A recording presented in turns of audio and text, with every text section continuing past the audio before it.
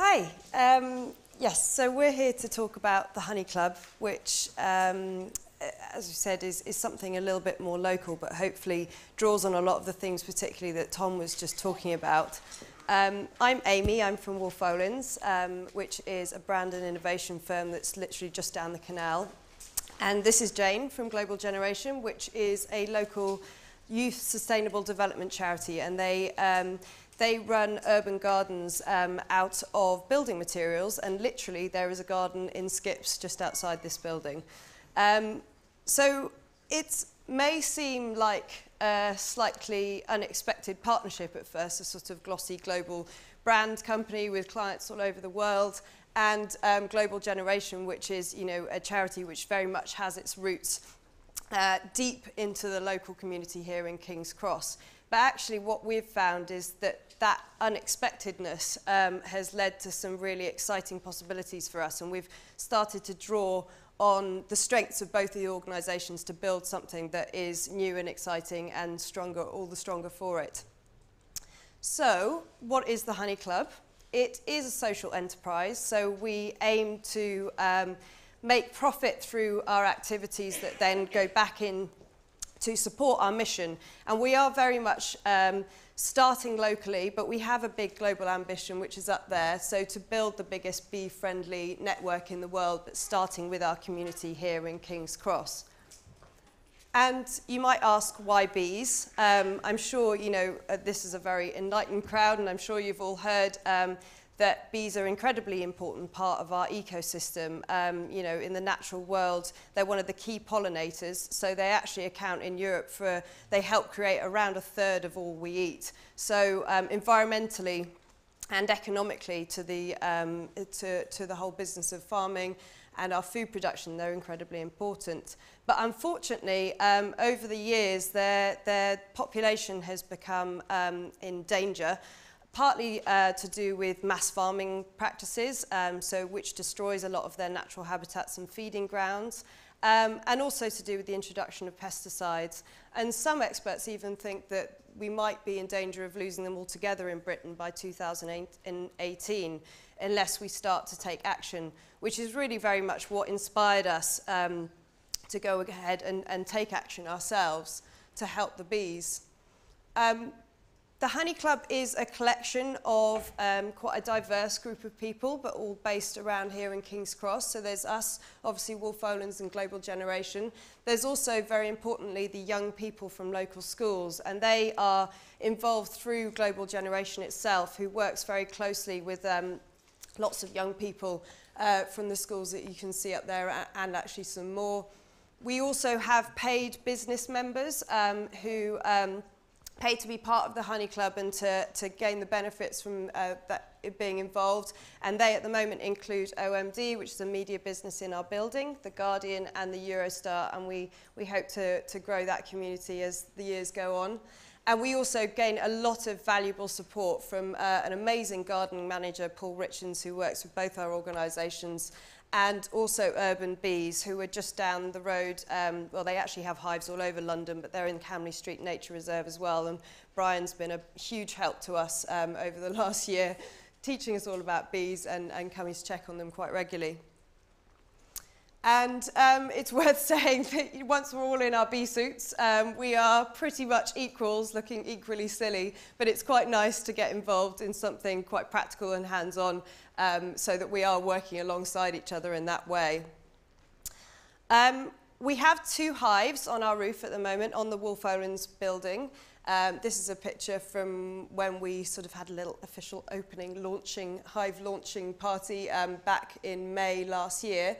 And they house around 100,000 Western honeybees. And we are hoping over time, some of our business members in particular are thinking about getting their own hives, so we hope to sort of grow that population itself.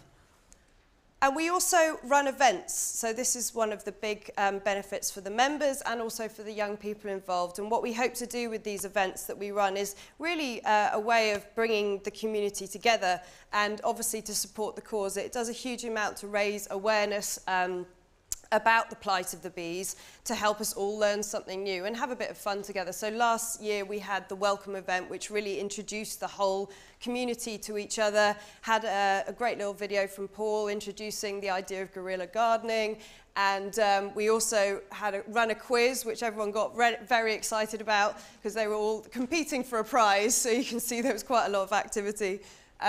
We recently had a brilliant Cooking with Honey event where our lovely chef Sam from Wolff Olins was involved, and our designer Charlotte, who's here today, her auntie, who's a bit of a culinary celebrity in France, also attended, and she was brilliant. And so everyone was sort of, you know, involved together, creating this brilliant menu, eating it together, and it was all obviously learning about the bees as well, and about how important they've been to our culinary development over the years.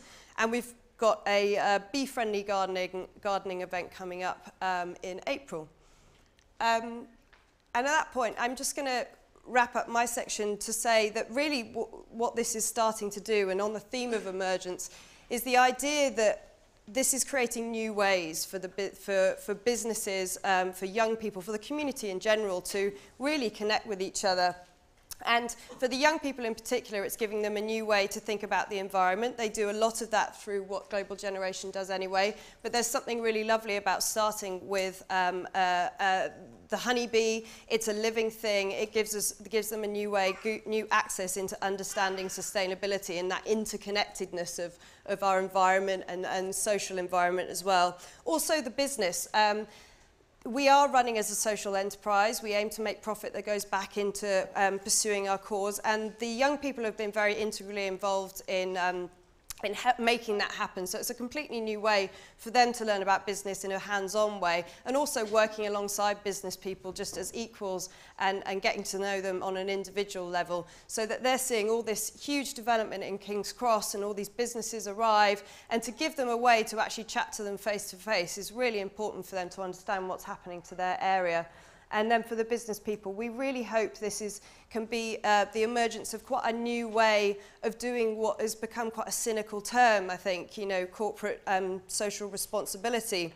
We really want to encourage a new way of doing it, which is much more, less about sort of faceless donations or the odd day here and there, which is quite disconnected from the impact that you have, and something that's much more active, much more local, and hopefully much more long-term. And I'll pass over to Jane. Thank you. Yeah, well, it's fantastic to be here, and also to be here amongst our neighbours. As Amy said, we're based right at the back of Central St Martins, and you know, it's particularly exciting what's happening in King's Cross, what's happening on the development site. And the Honey Club, in a way, was, and what's happened in our relationship with Wolff Olins seems to have been a harbinger of some of these. It's all about new connections and making room, as Amy says, for the unexpected, making room for what we don't already know.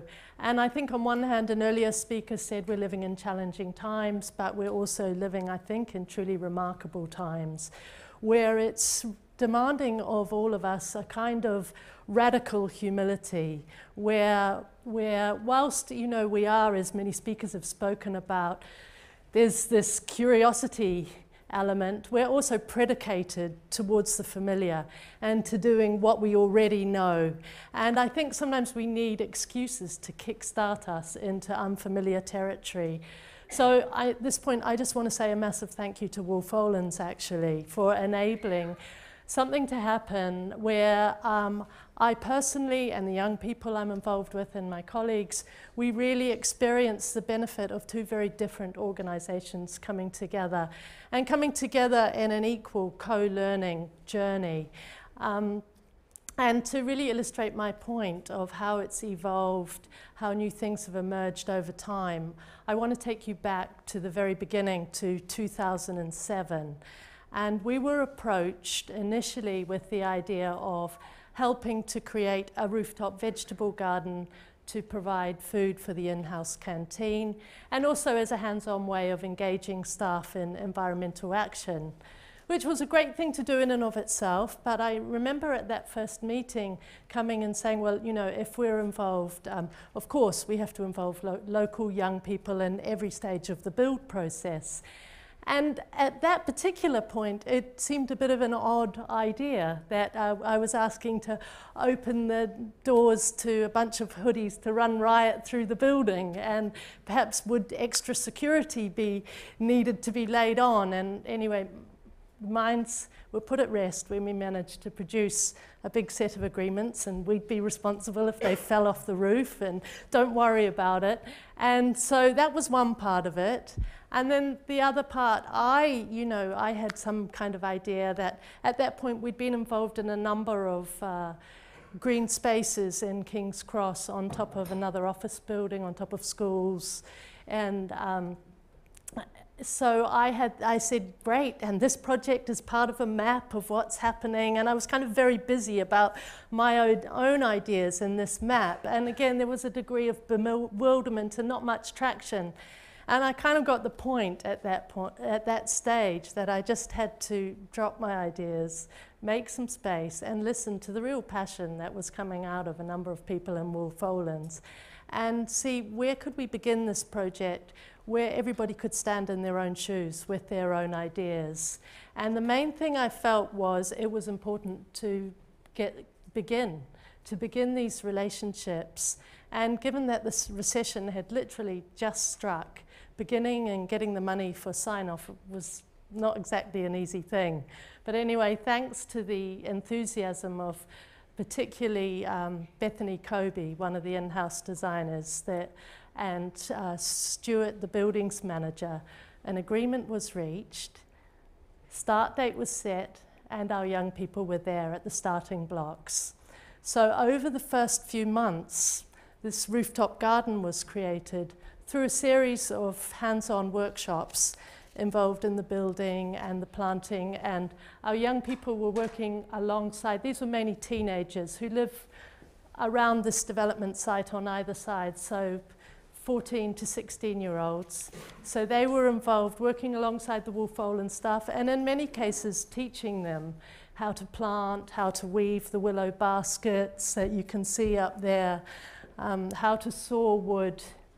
And it happened very naturally that the barriers dropped away and enthusiasms formed.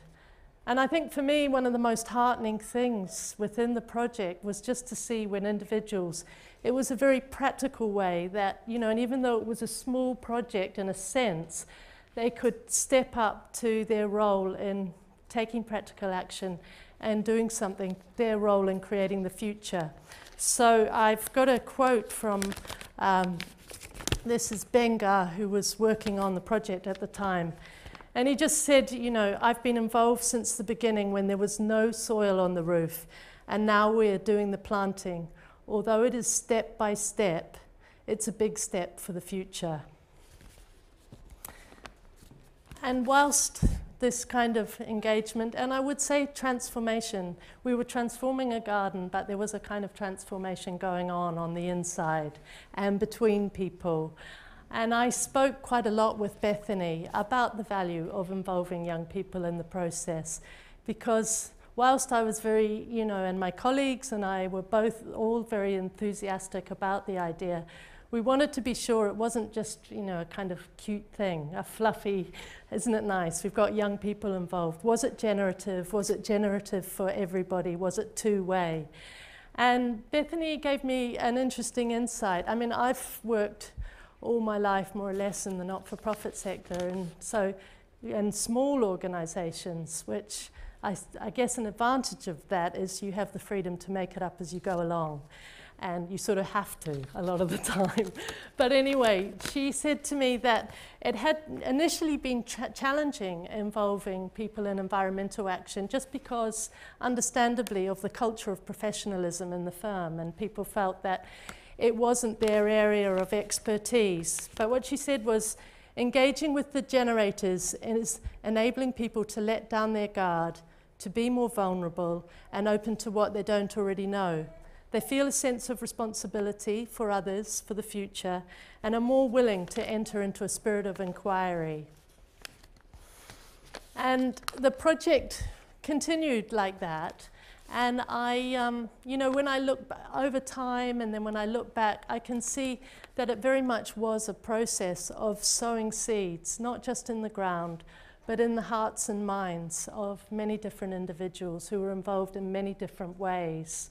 From, the people at Wolff Olins at the reception who have been so welcoming to us coming into the building, to people taking the pictures, working on the project, signing things off, and in a way, a different culture, a fertile culture, just like the soil, a fertile culture happened where new ideas did emerge, and over time. It didn't happen overnight.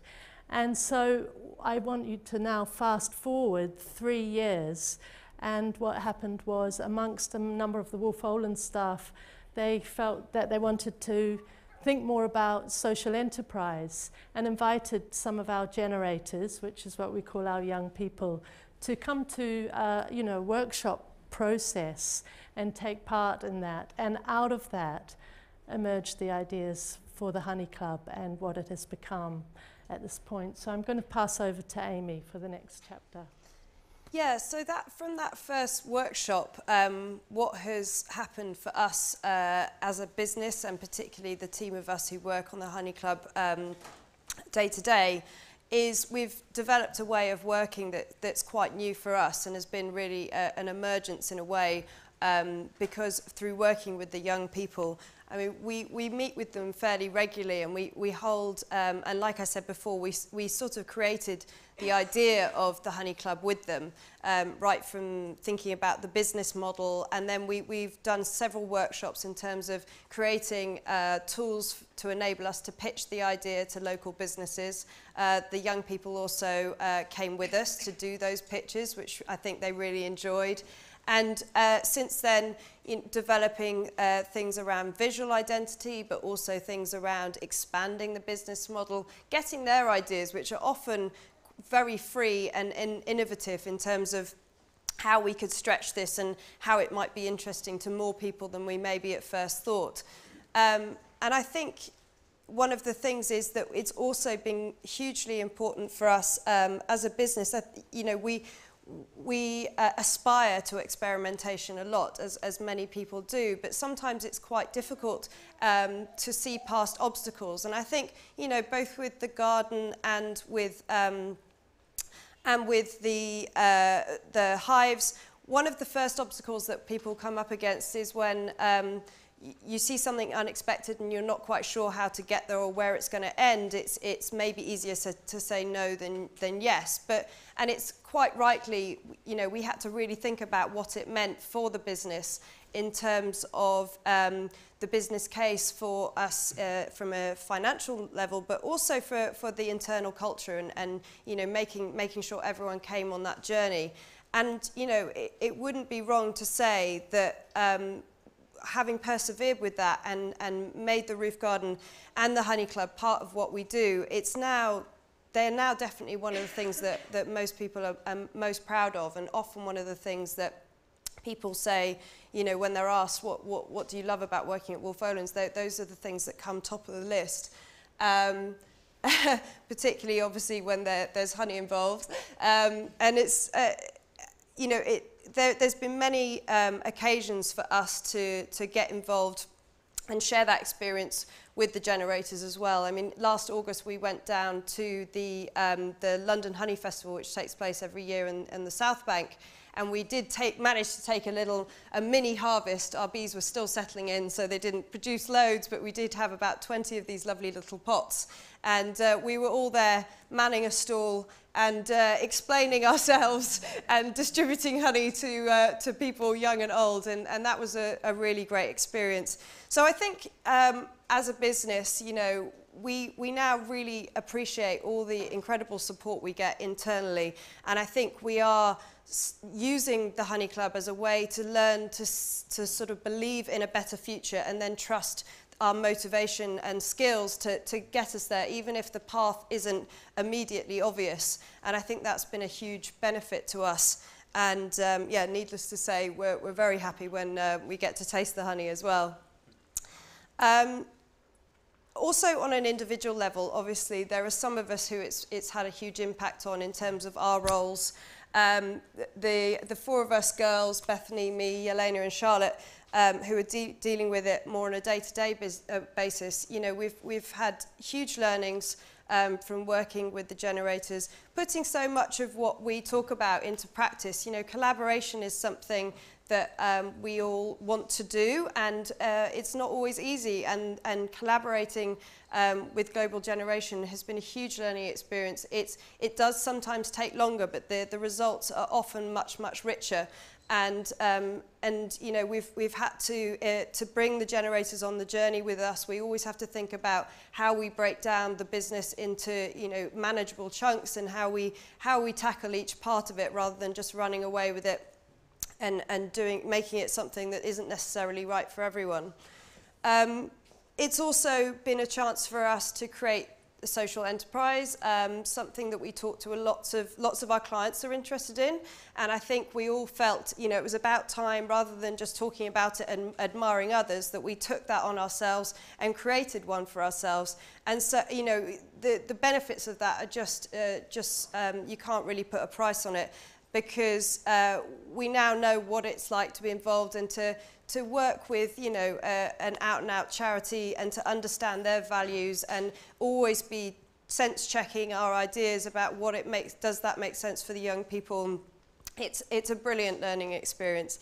And also, Jane briefly mentioned Stuart, who's our wonderful building manager. And I mean, it wouldn't be an understatement to say his role has completely transformed through the garden and the hives. He is now not only building manager, but also expert gardener, expert beekeeper. And I mean, every time we have people into the building who want to learn more, whether it be kids, scientists have come. We've had local builders from the opposite building saying, hey, we like what you're doing there, can we do some of that? I mean, he is the font of all knowledge for that. So it's really transformed his experience of working at Wolff Olins, which has been a completely unexpected and unforeseeable thing, and one of the best things to come out of it. Also, for the business community, obviously that's a huge part of what we want to achieve with this, is, like I said, giving businesses within the King's Cross area a different kind of engagement with the community that transcends how it may have been done traditionally. And, you know, we are by no means perfect. We're still, we make mistakes, but we are, I think what's important is that we're all in it together, and we are learning through action. And, you know, Tom touched on this a lot with his previous talk, and it is, I think, by doing that you learn the most, and you learn what works and what doesn't. And so we really do, to reiterate my point again, we really do hope this is sort of the tip of an iceberg for kind of community engagement that is much more active and much more local, and hopefully much more long term. And it really helps to start with the bee, because it's a living thing, and that's something that everyone can relate to. Thanks. Well, really just, you know, to build on what Amy has said, from my point of view, the incredible skill and enthusiasm of her team at Wolff Olins has taken an original seed of an idea and a vision way further, and in very different directions than I would have ever imagined possible. And I described at the beginning how there was a degree of resistance to the idea of having young people in the building. Well, that's completely turned on its head. Not only are the generators welcomed in the building, Wolff Olins have now come up with this idea through the membership model of the Honey Club. 50% of the membership fees goes to support our generators, and they're training the generators in pitching for the membership. So actually it's a kind of closed loop. They know, well, partly if they do a good job, they'll get to go on camp this year, and they'll, you know, have this journey and these new opportunities. So for a charity, that's a different way of income generation that is much more proactive and participatory and dynamic in learning. And I also described how initially the focus was, well, we just want food for our canteen and something on our rooftop, which was very understandable, and the idea of other sites in King's Cross. There wasn't much interest at that point. Well, now, forget about the boundaries of King's Cross, as Amy said. They want to create the biggest bee-friendly community in the world, and they mean it. It'll happen. And, you know, I can speak for myself and my colleagues. We never would have, you know, thought on that scale. So again, that's been another lesson for me about, on one hand, making room for what you don't already know, but on the other hand, being willing to sow seeds within the structures that are already there. And I think it's something in the spirit of what Ken Wilber would call transcend and include. So not knock away the very mechanisms which can make our ideas grow and flourish. And so in this case, it obviously was for us as a small grassroots organization, really having this partnership with business and with an organization working globally. So as we've both described, throughout the whole process, it's been about learning and learning from each other, learning from the bees, and there is a lot within it that is still quite a mystery. So in terms of the bees, actually no one yet knows how a queen bee mates. Where does it happen? And how do the bees know which cell to choose in which to raise the queen bee? I think it's a very relevant question for the times we're living in. How do we build communities that are relevant to our urban areas where people are coming in and out by day and other people live here? What does sustainable development really look like? And for us, it's very much been, in some ways, a tacit process. We haven't been following rules. Nobody else is. We're not copying a pre-set out model. So it has been learning by doing. But I think through doing that, we're glimpsing the real meaning for some of these words that are getting talked about a lot, like innovation, corporate social responsibility. And in terms of emergence, I would just say we're learning about it by actually seeing it happen between us and beginning to trust that process.